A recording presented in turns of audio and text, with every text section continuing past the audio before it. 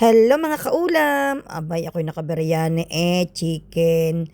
Ari mga kaulam ay binili ko doon sa aking binibilhan sa may school dahil ang asawa ko ay nagustuhan talaga niya are. Ang problema, sobrang dami ng kanin na kanilang inilalagay. Tapos ang manok napakaliit. Para bagang sisiw laang. Pero ito talaga yung biryani na sabi ng asawa ko sobrang sarap daw ng timpla ng manok. Bihira talagang asawa ko makagusto sa mga pagkain na nasa labas eh. Gaya na lamang daw ang aming gagawin kapag hindi ako makapagluto, o-order na lamang kami doon ng biryani sa aking in-orderan na yan. Total ay mura lang naman at 13 dirhams. Kaya lang sabi ko sa asawa ko, tatanungin ko doon sa binibilhan ko kung pwedeng mag-order ng extra na chicken. Dahil kaliit baga mga kaulam ng manok ay ang kanin naman ay siksik, liglig at umaapaw. Pero mga kaulam, ang kagandahan naman sa kanin ng biryani, may timpla na yan. Hindi yan kagaya ng kanin natin na walang lasa. Pag biryani ang kanin, may lasa na yan. Kaya add up na lamang yung manok.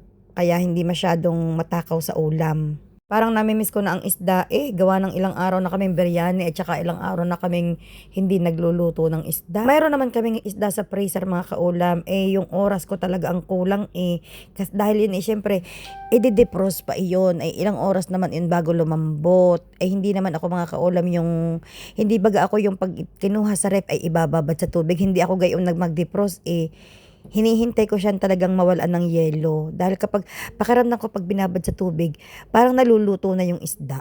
Nawawala na yung pagkasariwa ng isda. Oo nga, pinarose na natin yun. Siyempre hindi na sariwa. Pero pag binabad sa tubig, ay lalo nang nagiging parang bilasa. Kararating lamang ng mag-ama diyan. Mas nauna akong dumating sa kanila dahil may dinaanan silang parcel doon sa kaklase ng anak ko. Tinanong ako ng asawa ko nung dumating. Sabi niya, bakit hindi mo ako hinintay sa pagkain? Bakit nauna ka na? Ay alangan, ako magtututor pa, tapos tatagpuin ko pa ang mga inay sa Dubai, wala na akong oras, traffic pa at biyernes. Sabi ko, total ikaw naman binilhan ko na ng biryani. Di pagkatapos kayo naman ang kumain at ako'y paalis na. Palagi na lang ang busy hindi na naging mayor. Ano kang gagawin natin ito? Diyos ko po, Rude. Ako'y kanina pang nakain. Pakiramdam ko ako'y dumukal na ng dumukal ng kanin, hindi na naubos-ubos. Sa sobrang dami talaga. Ang biryani talaga pwede nating siksikin ang kanin niyan Ay awang baga kung bakit iyong restaurant ay yung napakaraming magdabigay ng kanin.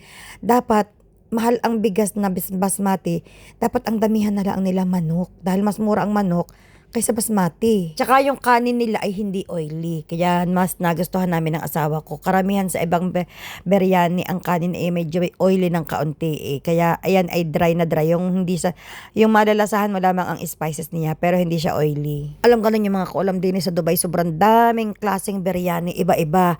Hindi basta't pag sinabi mong chicken biryani ay iyon na lamang at iisang klase. Napakarami mga kaulam.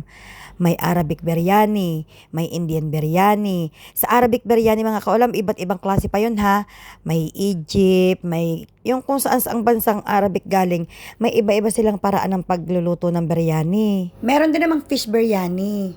Kaso, masyadong minsan matinik ang isdang ginagamit nila, lalo na kapag Indian ang ginagamit nila ay kadalasan ay tamban o kaya yung sherry.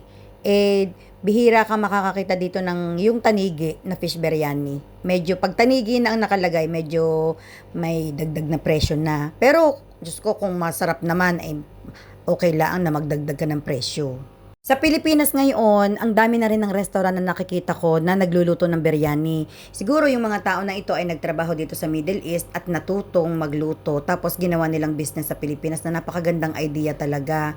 Sa amin sa Batangas sa Lipa meron na, napakasarap. Sabi ng kapatid ko, hindi ko pa na-try pero sabi ni Christian, napakasarap daw doon. Tapos sa Maynila, ang dami na rin. Everywhere na sa Pilipinas, may nagbebenta ng mga kaulam ng biryani.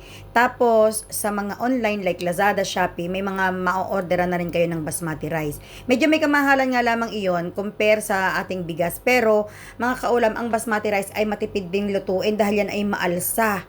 Isang tasa lamang yan o 2 tasa lamang Dalawang tasa na yan, parang 3 tao na ang makakakain, 4, ganyan. Maalsa ang basmati rice mga kaulam.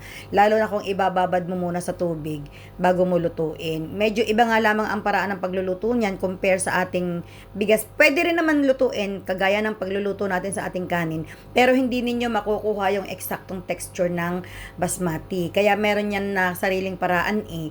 Sa rice cooker naman, pwede kayo magluto ng basmati hanggang 2 cups lamang. Yung 2 measuring cups lamang ng basmati rice.